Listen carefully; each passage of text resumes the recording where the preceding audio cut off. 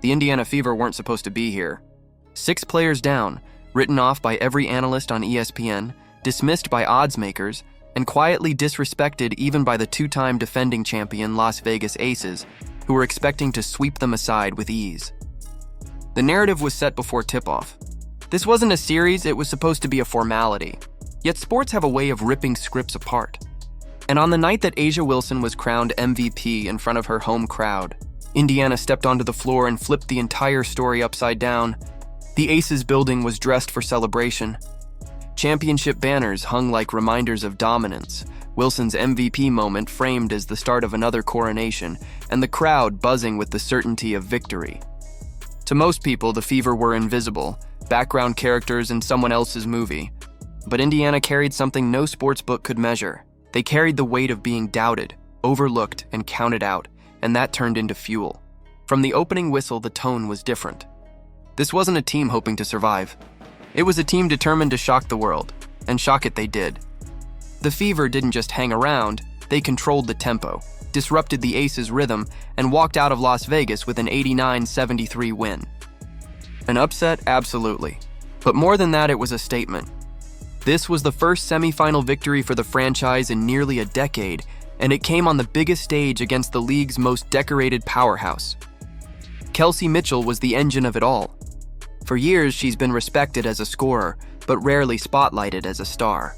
She's lived in the shadows of bigger names, of louder headlines, of MVP storylines that never seemed to have her in the script. But in Game 1, she tore the pen out of everyone's hand and wrote her own story.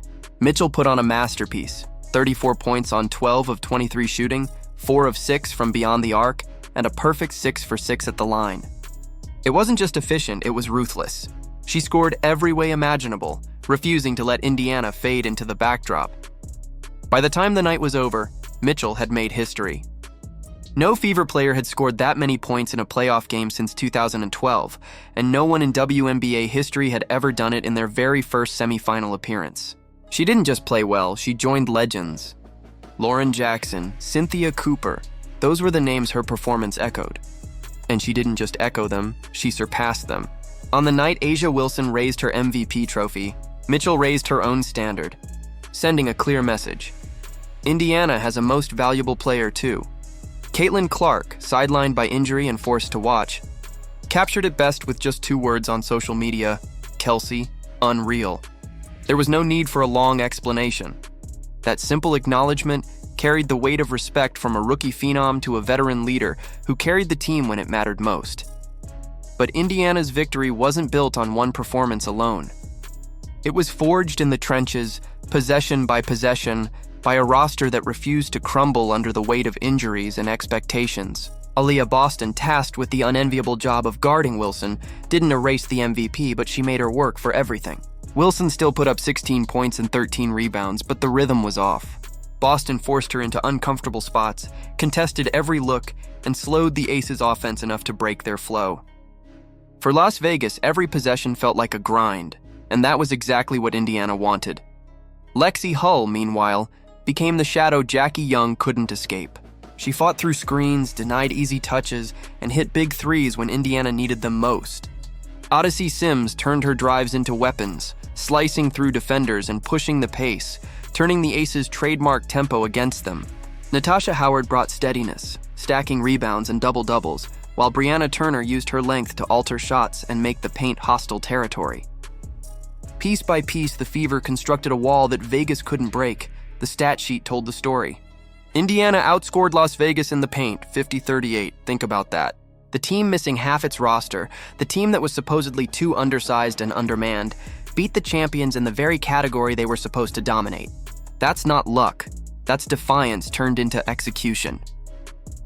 Becky Hammond, never one to sugarcoat, admitted after the game that her team had no answer. They had no plan to slow Mitchell. They had no way to impose their usual dominance inside.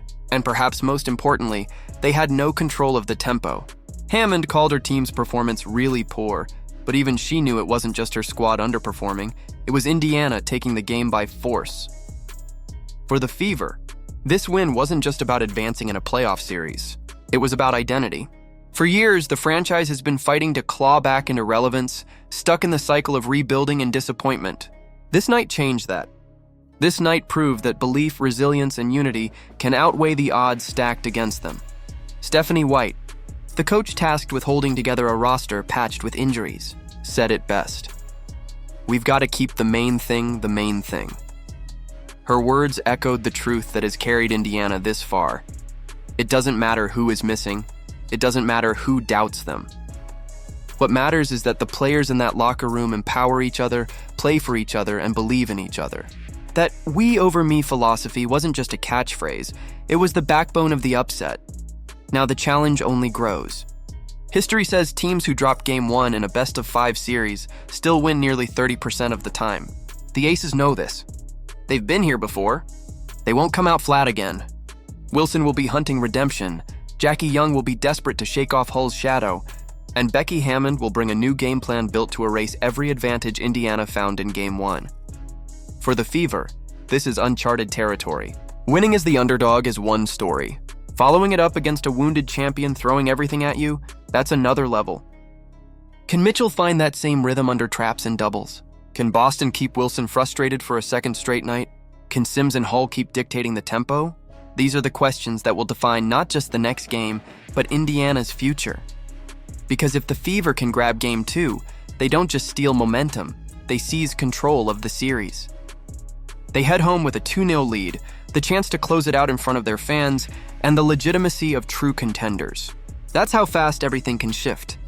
From a team everyone mocked as lucky to still be standing, to a squad that might just be on the verge of the finals. This was more than a playoff win. It was a reminder of why sports matter. When a team refuses to accept its assigned role, when belief becomes stronger than doubt, when resilience outweighs talent on paper, that's when history gets written. Indiana wrote their first chapter tonight. Now the question is how many more pages they'll add. So, what do you think? Was this the start of something bigger for the Fever, or just one unforgettable night? Let us know in the comments, and if you're fired up for Indiana, drop a fired up below. Don't forget to like, subscribe, and turn on notifications so you never miss a moment. The story of this playoff run is just getting started, and trust me, you'll want to see where it goes next.